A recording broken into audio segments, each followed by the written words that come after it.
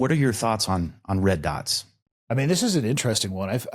I personally, I have red dots on all my pistols because I transitioned over to red dots years ago. And there are some people who are really against it. And I'm not one to tell. I mean, people ask me, is this a good tactic or a bad tactic? And I say, does it work? And they're like, well, yeah, it worked. I'm like, okay, then let's not say it was good or bad. Let's say it was effective. And let's maybe look at if you could refine on top of that, right? Like, I'm not here to judge anybody Monday morning quarterback. If you don't train with a red dot and you just were to slap one on a pistol, yeah, you're going to have some issues probably with presentation and being able to actually locate that red dot because it could be a slightly different presentation angle. But that's the same thing as learning on iron sights on a pistol too, the very first time you pick it up. And people forget that you can set these things up so you can co-witness. So you could present with your normal iron sight presentation, which should be ingrained into you. And then boom, there's your red dot right there. For me, it is a faster target acquisition. I don't have to worry about aligning the rear sight with the front sight. But again, I have a lot of reps using a red dot. I think it's an advancement in technology, and I'm a fan of using them. And people will say, well, you know, what about the battery? I'm like, yeah, you should maintain the battery life and also swap it out well before you think it's getting low.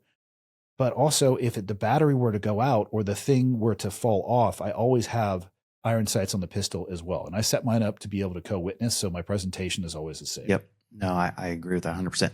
Were you using red dots on pistols in the teams or no? I don't think so. Okay. Let me see here. I stopped carrying a pistol eventually, just because Afghanistan was my last deployment, and we were at much more. I mean, we were beyond pistol range. Sure. The only thing I would have used the pistol for would be like as a hammer, essentially, at that point to like break a rock. But we were using. I have had red dots on rifles for as long as I can remember.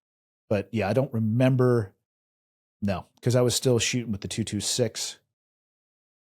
Yeah, it was all iron sights. What's your take on like a red dot on a rifle versus a low power variable optic? I mean, again, it's like, what's the use case scenario? Are we talking a patrol officer? Are we talking about a guy for home defense?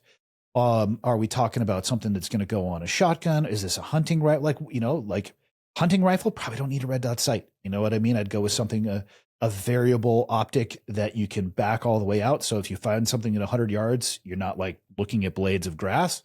But if you find something at 400, you can dial it back in. Whatever people choose, just make sure you train on it. You know, just be competent with whatever it is you have.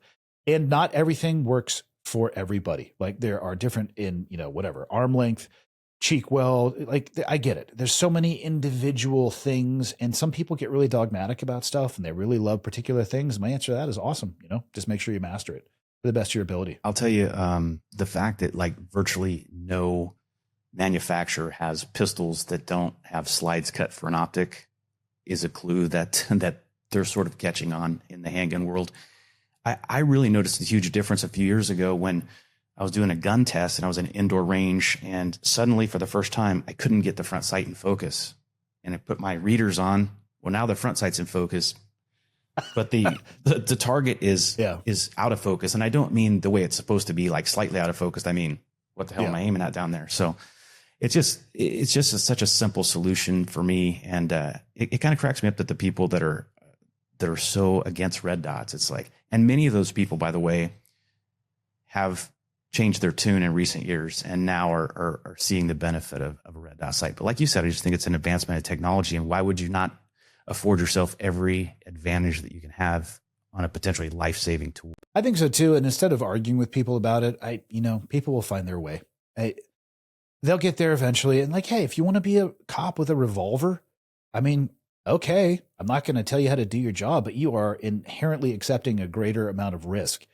It's the same, it's like, well, just because there's new technology out there doesn't mean we should use them. Like, well, why are you using a semi-automatic pistol then instead of a 6-shooter revolver? You know what I mean? Like, why does your magazine have 21+1 now as opposed to the 6 that you used to have? And, you had these your little side saddle bandolier of speed reloaders. I'm like maybe because it's better. Well, you had that. Yeah. The dump pouch was a huge advancement. My buddy's dad, where you have that pouch upside down on your duty belt, pull the thing, and now you have rounds in your hand. Like that was an advantage, back in the day compared to, Yeah, and as bad guys evolve in their tactics and their equipment, so must we.